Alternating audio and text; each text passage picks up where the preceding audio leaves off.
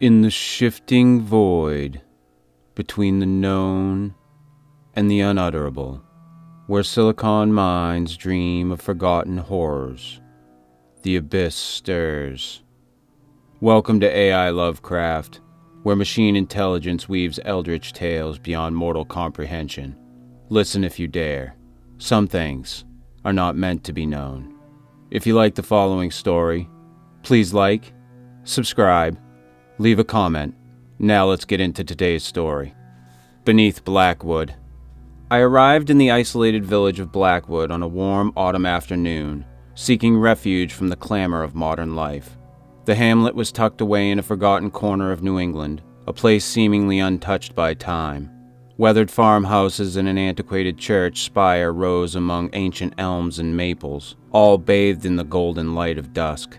Locals nodded politely as I drove past, their faces lined with age and something else I could not name. At the time, I thought it simple quaintness, never suspecting the eldritch secrets lurking beneath Blackwood's rustic charm. My new home was a centuries-old farmhouse inherited from a distant relative, a building sagging with age yet sturdy against the elements. Its walls of timber and stone bore the scars of time, moss-cloaked shingles, and a doorstep etched with strange symbols that I dismissed as decorative flourishes of some antiquarian whim. The air carried a peculiar hush. Even in the age of buzzing electronics, there was scant cell reception and an unnatural stillness after sundown. On my first night, as I settled by oil lamplight, for the old wiring was prone to outages, I felt a vague unease, a sense that unseen eyes watched from the dark woods encircling the property. That first night near midnight, I was roused from an uneasy slumber by a distant sound drifting through my open window. The moon, a gibbous orb, hung low above the tree line, casting distorted silver shadows across the yard. On the wind came a faint melody of indeterminate notes, a series of low chants, or perhaps the far-off murmuring of voices. I strained to listen, telling myself it must be the rustle of breeze through the pines, or some nocturnal animal's cry. Yet an uncanny pattern in the sound stirred the hairs on my neck. It felt intentional, like a hymn to something ancient in the darkness. The next day I ventured into the village to stock up on provisions at the tiny general store. In the light of morning, my nocturnal fright seemed almost foolish, yet I couldn't shake it from my mind. I mentioned the sounds in passing to the shopkeeper, a gaunt man with wispy white hair.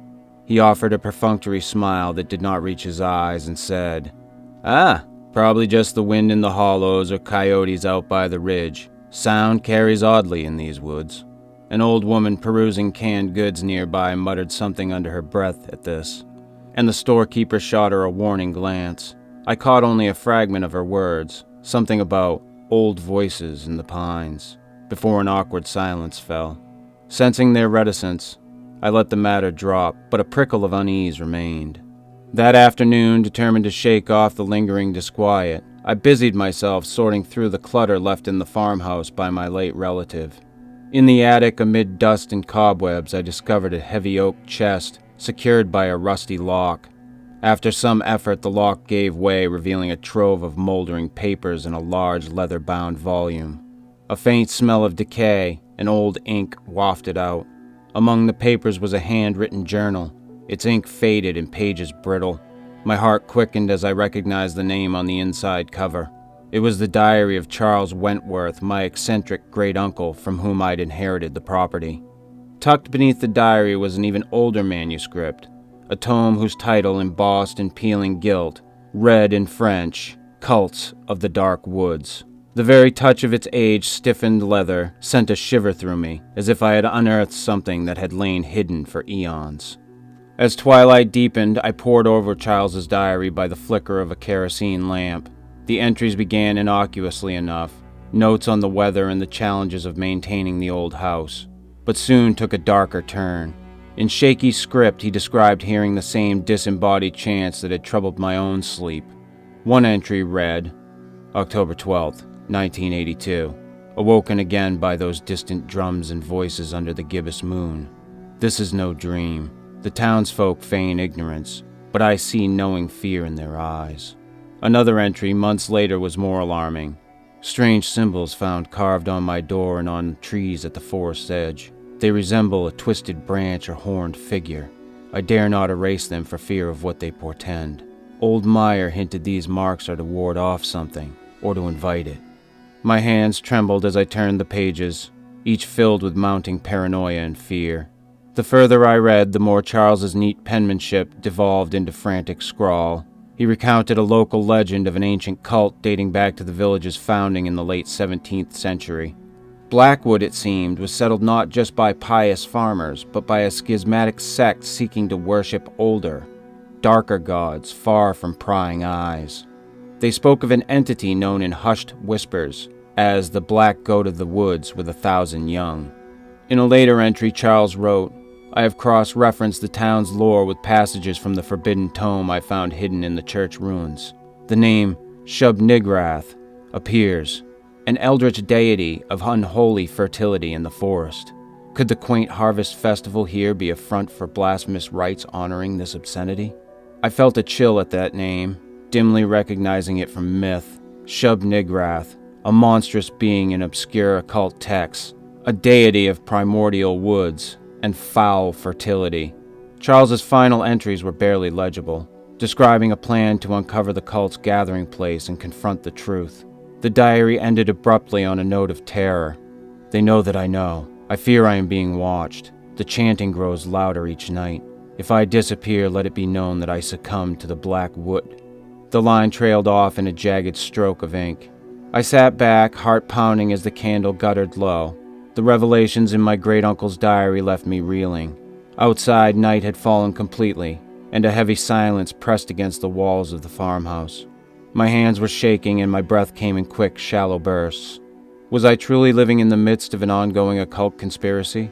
It seemed unfathomable, yet too many parallels existed between Charles's accounts and my own experiences. I resolved that at first light I would drive to the nearest town with a police station and show them this diary, as evidence that something was deeply amiss in Blackwood. Before sleeping, I double-checked the door locks and bolted the shutters. The old house creaked around me as if troubled by the night's secrets. My cell phone had no signal here, as usual, and the landline produced nothing but static when I tried it. Isolated and anxious, I retreated to the bedroom with Charles's diary under my pillow, a strange talisman of truth in a village of lies. It took a long while to fall asleep. That night I tumbled into a fitful sleep and into nightmares of dreadful clarity. I dreamed I was wandering through the black woods under the bloated moon, drawn by distant drums I could not resist. The trees towered above me, twisted into almost human shapes, their bare branches like contorted arms beckoning me onward. Presently I came to a clearing deep in the forest where giant, moss-covered stones stood arranged in a ring, cyclopean and ancient. No human hands could have raised them. A crowd of figures in homespun robes stood assembled, their faces hidden by hoods as they swayed and chanted in unison, a cacophonous litany that resonated with indescribable antiquity. "Yah! Shub-Niggurath, Black Goat of the Woods, accept our offering," the congregation howled in unison. On a crude stone altar at the center lay a struggling figure. I could not tell if it was human or animal in that wretched light, surrounded by strange sigils that glowed a sickly, pallid hue. The chanting rose to a frenzied pitch as a horrific shape began to coalesce above the altar, a shadowy, towering entity with grasping appendages and a single, baleful eye glaring from the darkness. It was an abomination of swirling shadow and flesh, part hooved beast and part writhing tentacle, yet ultimately something unnameable and utterly blasphemous to behold. In the dream I was paralyzed, forced to witness the unspeakable rite. The monstrous eye turned toward me as if aware of my presence, flooding my mind with a wave of primordial terror. I wanted to scream or flee but could not move. At that moment, the robed villagers all at once craned their heads in my direction, though their hoods still shrouded their faces. I felt dozens of unseen eyes upon me. In a ragged chorus they bellowed, "Join us," in voices distorted and inhuman. With that, the giant black thing surged forward with impossible speed, its tendrils reaching out to snare me. I jolted awake with a cry, drenched in sweat and gasping as if I had been submerged in ice water. I did not sleep again that night. For hours I sat in the armchair by the window, clutching a fireplace poker with white-knuckled hands, jumping at every rustle or creak. At times I thought I heard soft footsteps on the porch, or the faintest whisper of that accursed chant carried on the breeze.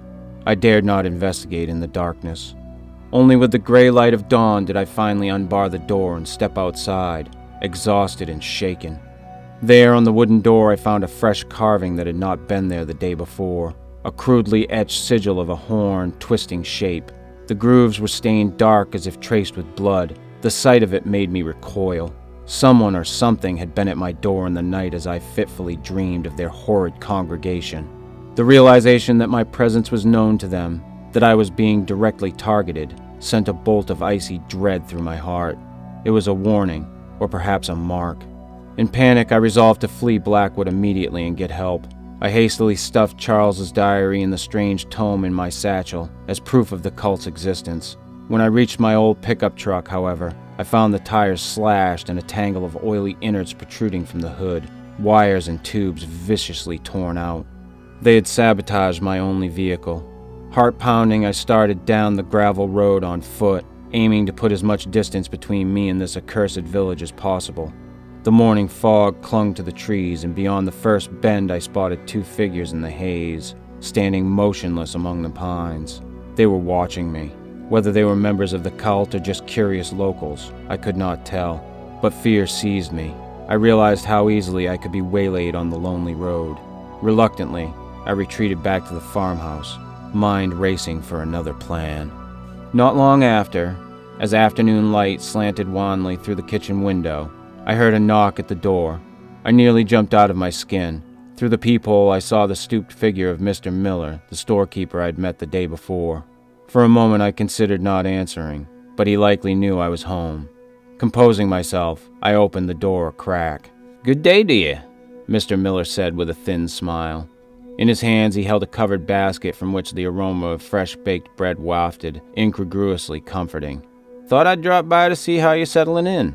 Brought you a little something from the missus." I forced a polite reply and unbolted the door fully, wary yet unwilling to betray panic. Miller stepped in uninvited, setting the basket on my table. His pale eyes drifted to the scratched symbol still visible on the door. "Shame about the vandalism," he murmured. "We don't usually have such troubles here. Likely some hooligan youngsters." I said nothing, my mouth dry. After an awkward pause, he cleared his throat. "I also came to remind you, sir, tonight's our annual harvest gathering down by the old oak grove. We'd be pleased to have you join us. Being new in town and all, it's a fine way to meet everyone proper." He smiled again, but there was something in his voice, a forced geniality. His fingers drummed absently on the table, and I noticed one of his nails was dark, with what looked like dried blood. I'm not sure I'll be up to it," I stammered, my eyes fixed on the stained nail and the basket he'd brought, a peculiar communion of hospitality and menace. I didn't sleep well." Mr. Miller's expression flickered, the smile fading for just a heartbeat. "I understand. New surroundings can be unsettling." He stepped a bit closer. "Still, it would mean a lot to the community if you come. We're a close-knit folk here. Outsiders, well, we like to make them feel welcome." There was a subtle emphasis on the word outsiders that made it sound almost like sacrifice to my rattled mind. I swallowed hard and forced a nod. He patted my shoulder with a cold, papery hand. "Splendid. See you around 8 then. Down the path into the woods behind your property. You'll see the bonfire. Can't miss it." With that, Mr. Miller tipped his hat and departed, leaving the bread basket on my table. My hands were trembling uncontrollably now. The harvest gathering in the oak grove. There was no doubt this was the very congregation I had dreamed of. The cult's ritual under a moonlit sky, and they expected me to attend. As evening drew on, I wrestled with what to do. Clearly, the entire community was involved in this monstrous cult. If I tried to hide in the house, they would likely come for me with numbers. If I went to their gathering, I feared I would become their next offering. Neither option boded well, yet I had to do something.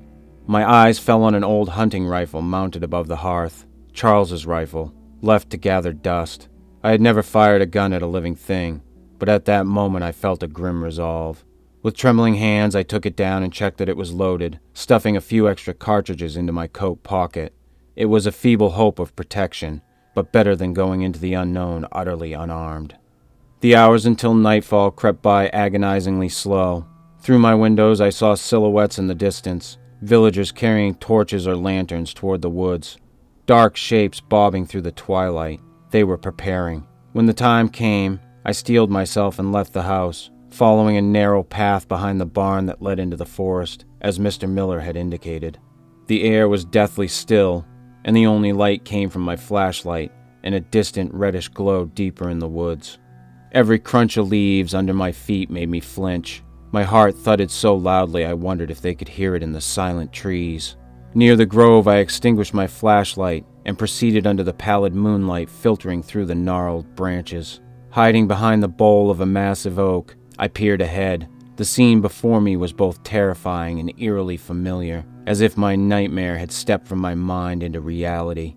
In a clearing ringed by ancient standing stones, a great bonfire blazed, casting wild, flickering light on the gathering. A large number of townsfolk stood in a circle. Many wore rough-spun robes or black coats, forming a sea of indistinct figures mumbling in unison. The tall stones around them were indeed like those in my dream, monolithic and weathered, thrusting up from the earth like the fingers of some primordial giant. On a stone altar before the fire lay a bound figure, perhaps a person, though mercifully, distance and dancing shadows obscured the details. A deep, sonorous voice intoned words in Latin or some older tongue. The speaker was an imposing figure in a hooded cloak, standing atop a stone dais, draped with animal skins. He raised his arms high, and the crowd responded with a unanimous droning chant. Yah! Shub-Niggurath! Yah! Shub-Niggurath! Their voices were fervent and reverential, blending into a singular drone that made the night air vibrate. A wave of nausea washed over me as I realized this was no harmless folk ritual. It was a genuine invocation to summon an unholy presence. To my horror, 2 members of the congregation stepped forward to the altar and hoisted up the limp victim. In the firelight I glimpsed a pale face. Perhaps the poor soul was only unconscious or drugged. The robed leader produced a long, ceremonial knife that glinted in the fire glow. At a shouted command, the assembly fell silent. A moment later, the knife plunged downward.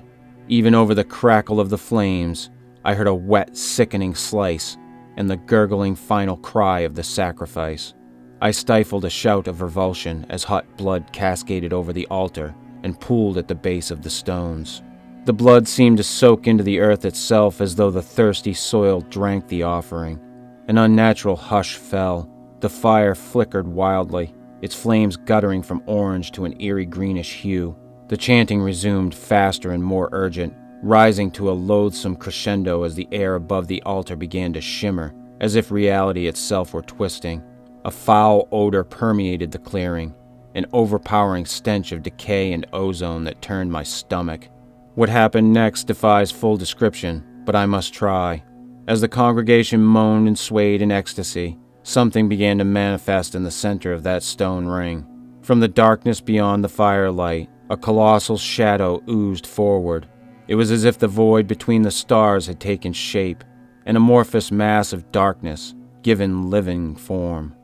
I saw a massive, roiling form, blacker than the blackest night, sprouting tendrils or roots that writhed and curled into the soil. Glints of wetness along its surface hinted at a skin or hide slick with a viscous ichor.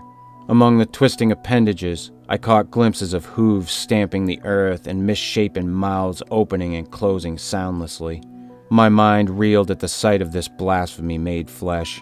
It was Shub-Niggurath. It had to be. The very deity they had invoked, the hideous black goat of the woods, come to collect its due. Its form was protean and hideously abnormal, a nightmare of horns, squamous limbs, and gaping maws, a thing so loathsome it sickened both heart and soul. I felt madness scratching at the edges of my consciousness as I gazed upon that which should not be. I must have made some involuntary sound, perhaps a whimper or gasp, for suddenly the monstrous entity reared, what might have been its head turning in my direction. In that instant, a dozen cultists also wheeled toward the tree line where I hid. "There! Someone is there!" an unmistakably human voice cried out. My blood ran cold. The next moment, chaos erupted. I bolted from behind the tree and ran blindly into the woods, adrenaline and terror lending me speed. A cacophony of shouts rose behind me as the congregation gave chase. Twigs snapped and branches whipped at my face as several figures fanned out in pursuit. The beam of a flashlight danced erratically through the trunks to my right, someone trying to cut me off. I veered left, lungs burning. In desperation, I turned and fired the rifle behind me. The gun's roar shattered the night, and briefly the woods were lit by the muzzle flash.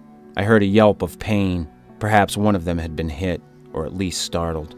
I plunged onward, but in my panic and the darkness, I lost the narrow path. Gnarled roots snaked under the leaf litter, catching at my feet.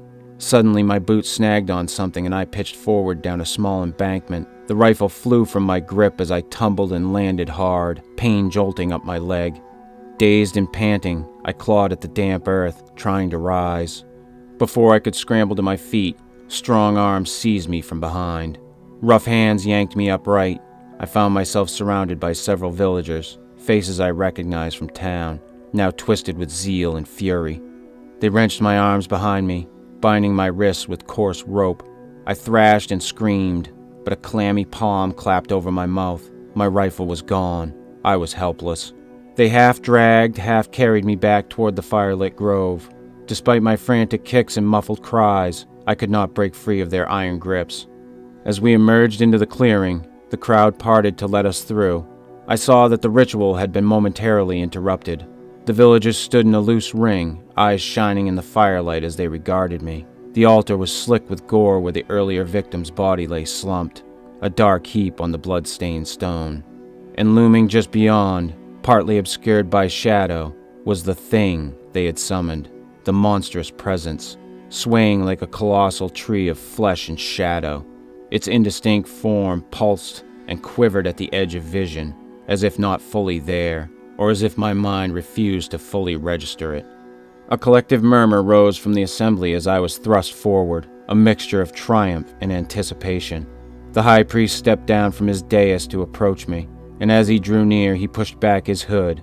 I stared in horrified recognition at the face revealed. It was Mr. Miller. The amiable old shopkeeper's features were alight with an unholy zeal, transformed by the flickering fire into the visage of a stranger. He looked upon me with a curious pity.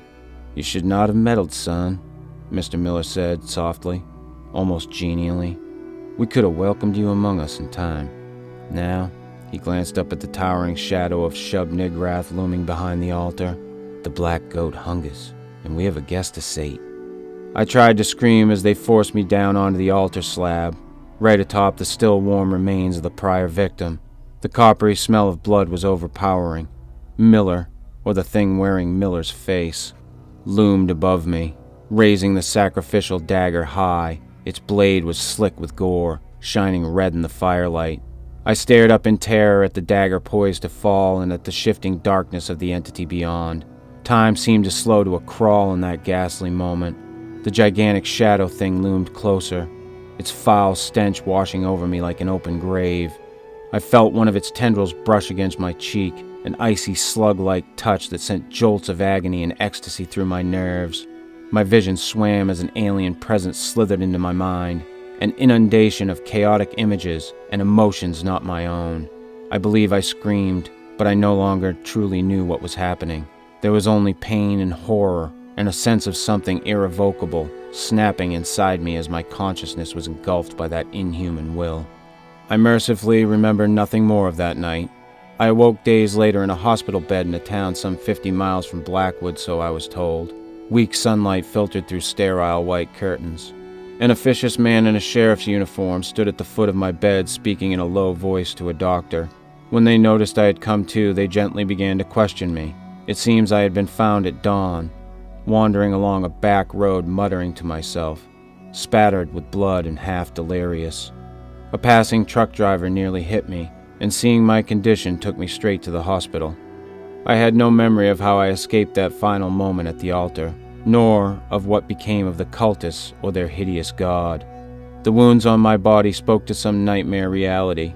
I was covered in scratches and bruises, and on my chest was a peculiar mark, a spiral burn or scar as if seared by a brand not entirely of this world. Clutched in my hands was Charles's diary, miraculously intact save for a few singed pages. When I was lucid enough to give a statement, a police unit was dispatched to investigate Blackwood. They found the village eerily quiet and seemingly deserted. Mr. Miller's store was closed, his house empty, as were the homes of many other residents. It was as if the entire population had fled. At the oak grove in the woods, the officers reported signs of a bonfire and what appeared to be the charred remains of animals, goats, and deer perhaps, likely evidence of ritual sacrifices. The standing stones I had described were not found. In their place were deep indentations in the soil, as if great weights had recently pressed there before vanishing. No human bodies were recovered. In the official report, Blackwood was labeled as a site of illegal occult activity. The authorities assumed that the inhabitants had belonged to a dangerous cult, and spooked by the narrow escape of their intended victim, myself, they had dismantled their campsite and fled into the night. Warrants were issued, a manhunt launched, but I have little hope any of them will be found. We are dealing with more than ordinary criminals. They tell me I am lucky to be alive. I write these words from a quiet room in a sanitarium, where the doctors insist I rest and recover from my ordeal. Lucky? Perhaps. Yet I do not feel safe. Each night sleep eludes me, not only because of the nightmares that inevitably come, but because of a strange certainty that something still watches me from the shadows. In the deepest hours, I still hear the distant echo of that infernal chant. "Yeah, Shub-Niggurath," whispered in the rustling leaves outside my window. When I manage to sleep, I dream of that towering silhouette with its burning red eye, lurking just beyond the reach of light. The doctors assure me it's all hallucination, trauma-born. They say the human mind cannot withstand such horrors without breaking, and perhaps they are right. I nod and pretend to agree with their rational explanations for the scars on my body and the scars on my mind. Yet I know what I witnessed was hideously real. An ancient evil was awakened in Blackwood, if only for that one terrible night, and I fear it has not been fully put to rest. The cult may have scattered, but their blasphemous work was done. Some door was opened, if only a crack, and something unspeakable slithered through. Even far from that doomed village, I do not feel beyond its reach. On lonely evenings, I catch myself listening for the faint beat of drums, or a distant flute on the wind, dreading that it may not be imagination. I pray that these are merely the phantoms of a traumatized mind and not a summons, but in my heart I remain braced for the day I know may come, when I hear once more the dreadful piping from the woods and the loathsome braying of Shub-Niggurath's 1,000 young.